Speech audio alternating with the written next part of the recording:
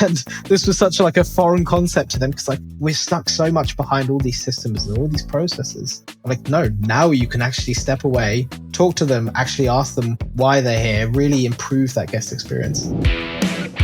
From Hotel Tech Report, it's Hotel Tech Insider, a show about the future of hotels and the technology that powers them. Today we're talking with Josh Edwards, the operating systems manager at Penta Hotels. The brand manages 14 hotels across Europe, and Josh just led a huge project in which he and his team upgraded the most critical operational software. Penta is saving over 100,000 hours per year on payment processing, and a quarter of their guests now purchase upsells. There's a lot to unpack in this episode, so let's get started.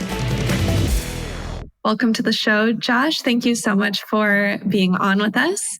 To get things started, I would love for you to introduce yourself, tell us a bit about your role and the company you work for. Firstly, thank you so much for having me. So yeah, I'm the operating systems manager for Penta Hotels. We're a 14 hotel chain operating mainly across Europe with a hotel in Asia and a hotel in Russia, but primarily focused on the German market, a bit across Belgium and France. So for me specifically, I take care of everything with all the systems that they use day to day in the hotels. So when we think about property management systems, point of sale, key cards, payments, events management, all of those topics. But I also have a good wealth of experience in the hotels themselves, having managed the operation in one of our Penta hotels we used to have in the UK, but also having the pleasure to work for Accor as sales management as well. As you mentioned to me before we started recording, you mentioned you've gone through some pretty significant changes in your tech stack recently. Would love for you to walk me through what you did and why you did it and how it went. Yeah, sure. I mean, it gives me a bit of goosebumps thinking back to how my last 6 months have looked. But yeah, sure. So we started this topic a good few years ago. We, as a hotel chain, had a legacy hotel tech stack, what we call a legacy hotel tech stack with, on-premise solutions that may not have been updated or are no longer supported. And we identified a need that, hey, we are an innovative company. We challenge everything. We're really good at tackling things and taking things on. We wanted to look at our tech stack, look at our guest experience, our guest journey, and basically wipe the slate clean and just do a whole refresh. We took our time with this. We planned it and tested some vendors and really gave some vendors some tough times for about 3 years. And then earlier this year, starting from the very conceptual stage, then sort of the planning stage from February through until the end of May, we actually did the full rollout of 8 different systems. That for us obviously was a whole new property management system, point of sale, new payments, new events management.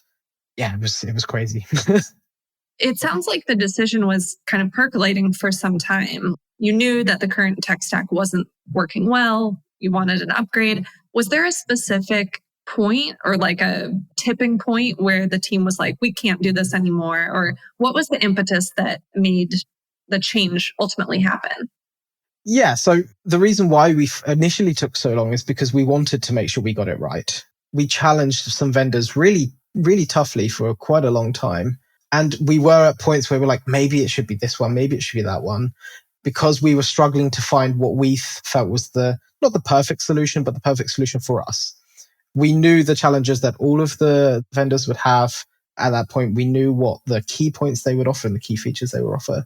But it also got to the point where with our current provider for our property management system, we had a deadline where we had to get out of that system from a contractual perspective and end of life and all of this. So we got to a point where we knew we were comfortable, we challenged sufficiently enough everyone, and we felt that we were in the best place, along with the time constraints, to say that this would be the moment to move forward. Can you walk me through that consideration process for your PMS, for example? You knew you were in the market for a new PMS. How did you go about developing a short list of vendors? Did you do demos? Like, what was that shopping process like? So I think going back to the initial drawing board, the one thing we looked at is we said we don't want this to be a one-time transaction. We don't want to just pick a partner, we get it, and then that's all we get. The solution is what it is. It doesn't change. It doesn't evolve. We're stuck with what they offer, and that's it. We wanted to make sure it was a dynamic, ongoing process. We really wanted someone who was open. They were reliable. They were very good with ease of integrations, because the problem with our legacy PMS providers, if you wanted to integrate something, you were waiting 6 months for availability just to actually implement something. And the process to implement it was also so technical. And also the fact that we are quite a shifting company as well. We come up with a lot of new concepts and try a lot of new things. We wanted to make sure we found a vendor that could shift with those alongside us at the same time. So we sort of searched through the market, who's sort of the ones leading. We, of course, had heard of Muse as a sort of up and comer going through the market. We had some sort of longer term stable, like Oracle with their cloud solution that they'd started growing a bit further, Stay in Touch and Apelio. And they all had sort of different, of course, features and quick wins. Apelio is a great example where it's a tech stack that's really good if you have really technical people in-house. They give you a great foundation, and then if you have the right developers and the right technical people inside, you can build and pretty much scale it to as far as you want, because it is a base platform that is then open for you to just add in whatever you like.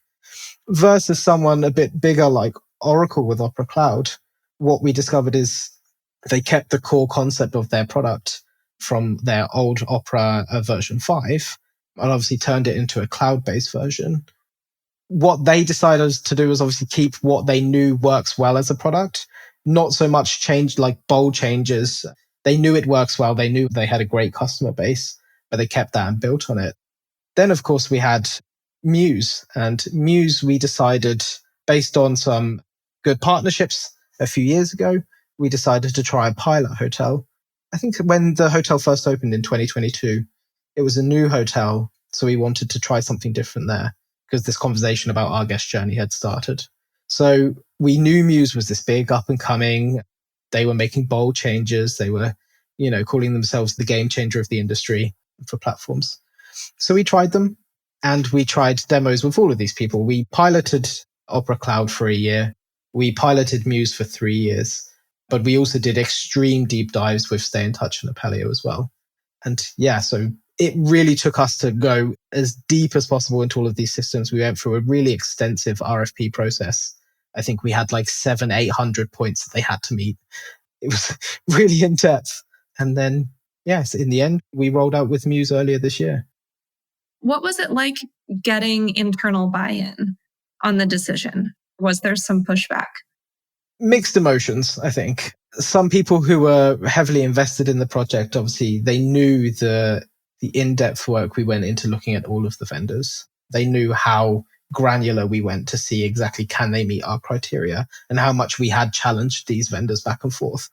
But maybe so much from a hotel perspective, they saw that we're going to make such a bold change and we're going to basically take out everything they know and love inside the hotels and basically give them everything new, all these new logins, all these new systems they have to learn.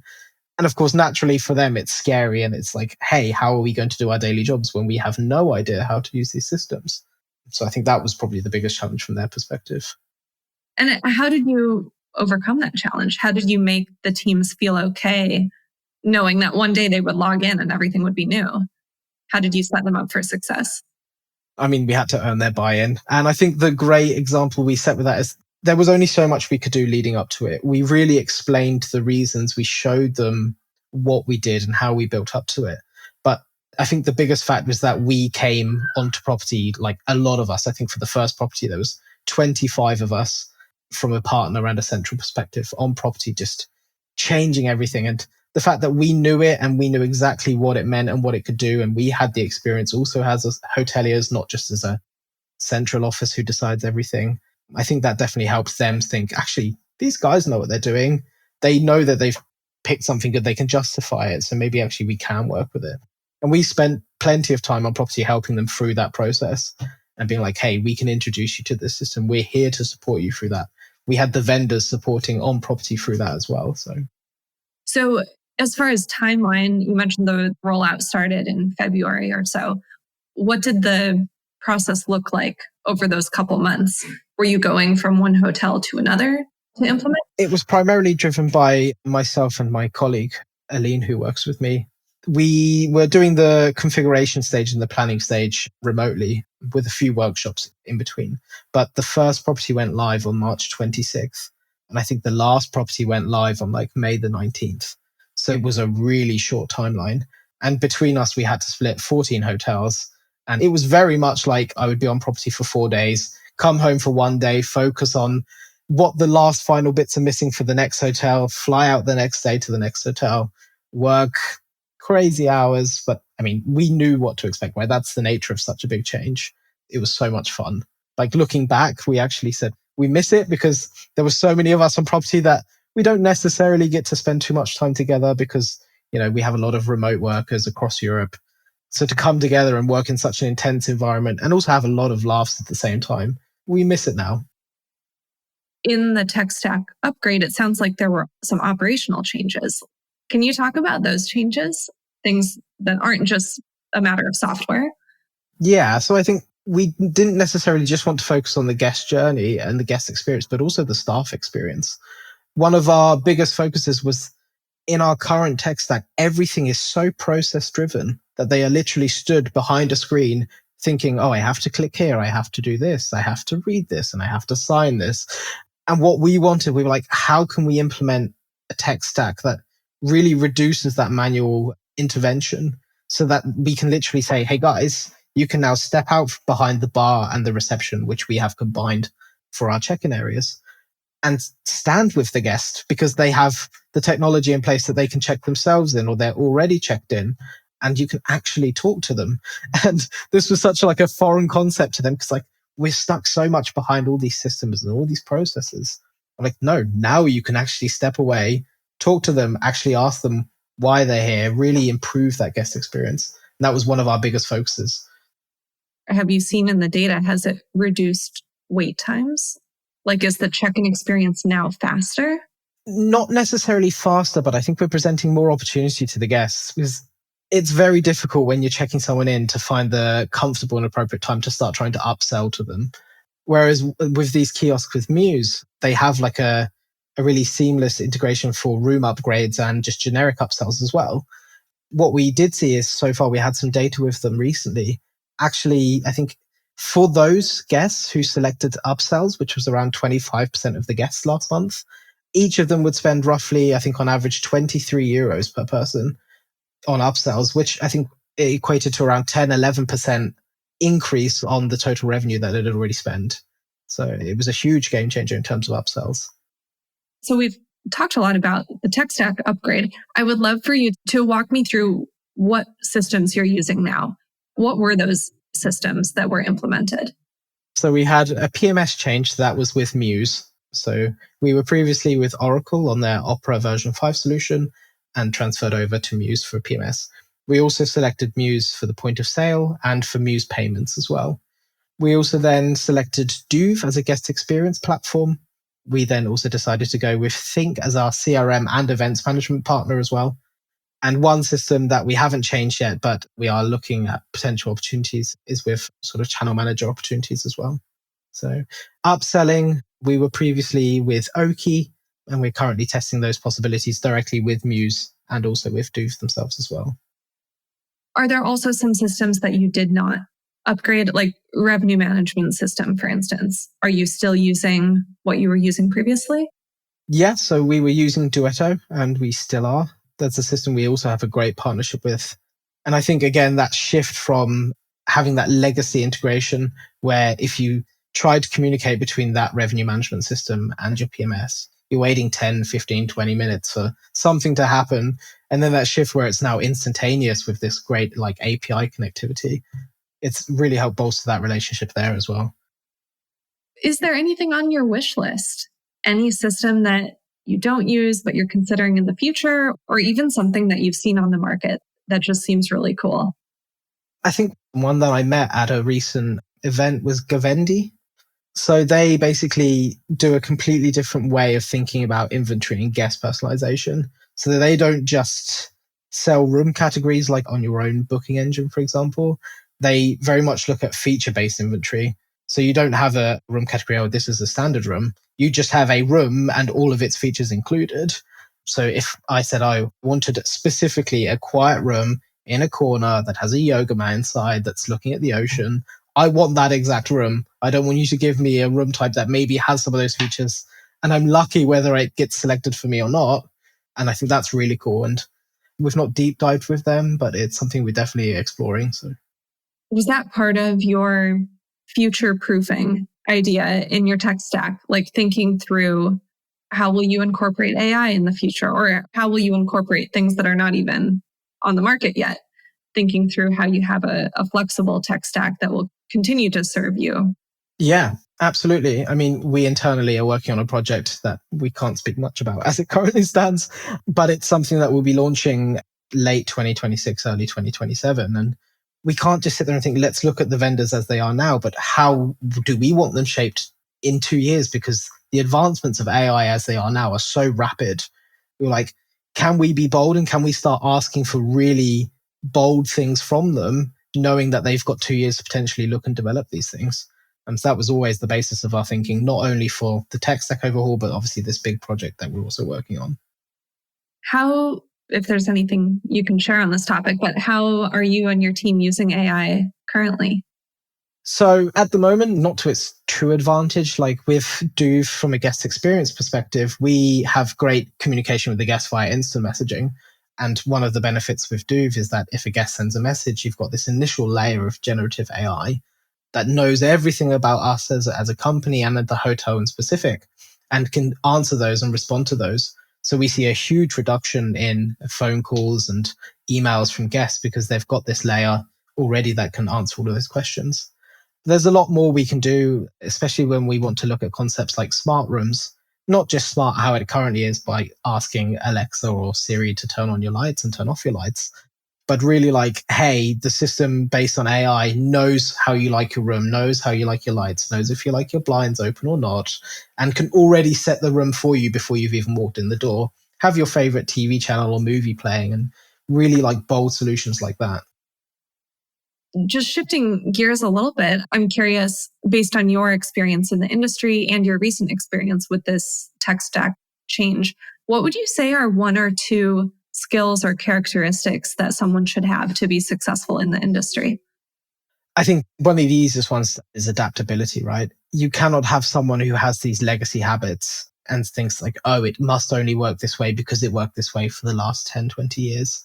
They need to be able to pivot during a system change or a system outage or a huge crunch in staffing numbers. We know across the industry it's so hard to get staff nowadays. And not only that, is they need to have that mentality and ability to shift with the dynamics as they change. You know, guest needs are changing so much every day. You cannot have someone who's just so static in the way they think.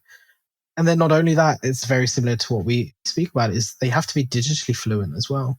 It probably was easier if we go back 10, 15 years when you had these systems, but you weren't so reliant on these systems. And they are getting more technical because there's so much more you can do with them. So everyone needs to have a really good digital knowledge to be able to really move forward as a hotelier, I think. How do you stay up to date on the latest in tech in general and tech specific to the hotel world? Hotel Tech Report. That's a great example. You know, just to pitch it in there. Very active on LinkedIn and attending as many events as possible. I mean, we went to Muse Unfold in Amsterdam a couple of months ago. That was a fantastic event. Not just, obviously, not to sell it to Muse, but they don't pitch it as a Muse pitch event. They pitch it as a hospitality and hoteliers come together. They spent so little time actually talking about Muse. I was like, is this actually an event for Muse, or it's just hosted by them? And you've got so many different partners there and so many people brought together. So there was so much I learned from that and so many people I met and spoke to that we gained so many different insights. So events like that really help as well, I think. Well, last question, which sometimes leads to some hot takes. What is one thing you believe about technology in the hotel space that your peers or competitors might disagree with? Well, that's a good question. I think this may contradict what I've spoken about, especially when we talk about AI, that I think the industry is so like rapidly focused on AI. They're like, let's AI drive everything, chatbots, smart rooms, predictive analytics, all of these things, that everyone's looking at AI as a tendency to replace humans rather than enable them. But what my belief is and what we focus on as a company as well is, well, some people try to, is that the tech really needs to support the human service. It cannot replace it. You know, what we want to achieve, and one of our bold achievements that we're aiming for with this new project that we're working on is to have a tech stack that completely removes the manual element. So it's purely supporting the service that they're providing to the guests is there's so much time to focus on it rather than it being completely driven and only driven by AI. I think it needs to be a careful balance of the two, and not just saying AI should replace everything and do everything for us, but it just needs to support how we actually deliver the guest service. Well, before we wrap up, I want to open it up to you if there's anything else you want to share or anything else you want to cover. The only thing I could say for any hoteliers that listen is if you are sitting there considering such a bold change and you're thinking, hey, I need to change a system, look at the bigger picture. Don't be afraid to change them all at once. It hurts and it's tough during it. And there's so many hours and mental thoughts committed to it, but it makes such a difference overall. Like you can do so much more with it. And I think, it's something as simple as saying, hey, I can automate all of my payments. You wouldn't even believe if you wrote down on paper, and I'd love for people to do this, how many minutes on average it takes to charge a card in your system. Times that by how many payments you've taken over a year and work out how many hours that your team are wasting on such a process like that. Find a system that does that for you and actually give your staff the time to focus on other things. We're talking hundreds of thousands of hours. It's insane. So just say to people, go for it. Do you know off the top of your head how many hours of payment processing your team? We looked at it and I think it was something crazy like 175,000 hours across the portfolio, which was just, we calculated how many hours that is, how many people that is, like over a month. It's crazy numbers. So, well, great data point to support making the move. So that's great advice. Thank you for sharing. No, you're welcome. Well, Josh, it was such a pleasure speaking with you. Thank you so much for sharing your experience, for sharing all this great advice with hoteliers that may be looking to make a similar change. So I really appreciate you taking the time. Thank you for having me again. It was great. That's all for today's episode. Thanks for listening to Hotel Tech Insider, produced by HotelTechReport.com. Our goal with this podcast is to show you how the best in the business are leveraging technology to grow their properties and outperform the comp set by using innovative digital tools and strategies. I encourage all of our listeners to go try at least one of these strategies or tools that you learned from today's episode. Successful digital transformation is all about consistent small experiments over a long period of time. So don't wait until tomorrow to try something new.